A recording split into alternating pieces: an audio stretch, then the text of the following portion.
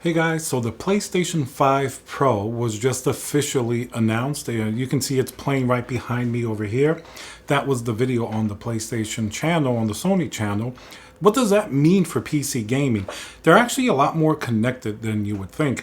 Even in the video, they talk about how advancements in PC gaming have made a lot of things possible with the PlayStation 5. Remember, the main things here, better graphics, like some type of upscaling. It's not FSR, it's the PlayStation specific upscaler, with AI in order to give you better performance for a lower performance penalty.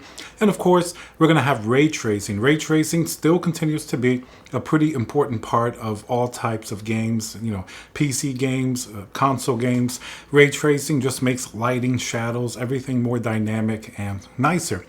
$699.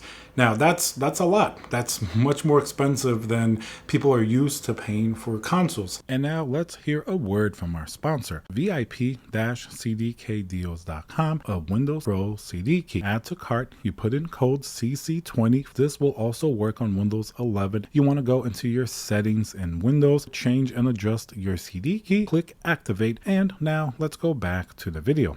I mean, yeah, there have been like really expensive consoles in the past, like Neo Geo. Even the Sega Saturn, when it came out, was expensive for its time, even though it was nowhere near $699. Is it going to be justified? And a lot of the little accessories are going to be sold separately. Now, Sony just released Astrobot, which is an incredible game, really amazing game. But is that really going to make up for the PlayStation 5 Pro?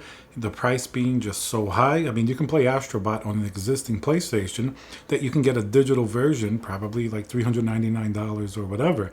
So that's a pretty big jump. You are getting like a lot better performance, 50 to 65 better graphics. And this is going to be AMD graphics, of course. And while ray tracing, of course, is going to be a lot better, it's nowhere near what it would be on a PC, for example. But you do have to remember that, $699, that doesn't even get you a 4070 Ti Super. That's going to get you a 4070 Super and maybe have a little money left over. You're not going to be able to build the system with $700. That's the level of like a 4070 Super. But we're not saying the PlayStation 5 Pro is the level of a 4070 Super. It's going to be it's better to compare maybe to like an AMD GPU, who knows, a 76 or 7700 XT or something like that, but definitely going to be a little bit lower. And then the thing with consoles is that you don't really have to tweak the settings all that much. You do have, the choice between like a performance mode and the graphical, fidelity mode. That's going to be basically the most that consoles are going to give you in choice. Look, when you play a PC game, you can choose like any number of different variations of graphics. You can choose upscaling, DLSS 3, FSR 3. You can turn off ray tracing. On the console, you're going to be able to choose, if you want like the fidelity version, which is going to look really nice, or the performance version, which is going to maybe downscale it. We'll lose some details, but it's just going to have higher frame rates.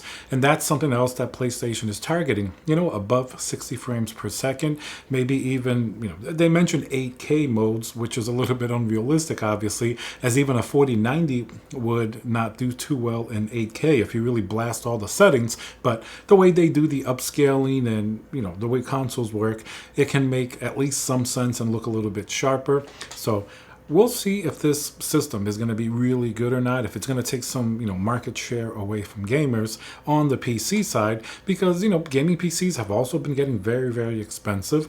GPUs have stagnated in price, and while they have been getting pretty good with RTX 4000, some of the AMD stuff, the choice is definitely a little bit tricky, and you could spend at least maybe double the price of a PlayStation 5 Pro to get a whole system with equal performance. And obviously, the game library is going to be different. I mean, PlayStation still has exclusives. If you're talking about the Xbox, that has, you can play on the PC any game that you can play on the Xbox, but PlayStation 5 Pro still have a lot of exclusives. If you want to play Astrobot, you're not going to be able to play that on your PC. You're going to need a PlayStation.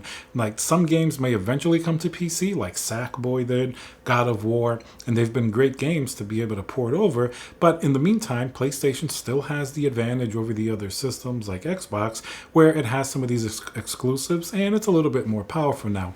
Obviously, the Nintendo and its Switch is going to be a whole different ball game that has its own ecosystem as well, with games that usually don't make it anywhere near a PC. But PlayStation 5 Pro, cool to see it happen. It's a little expensive. We'll see how it's received.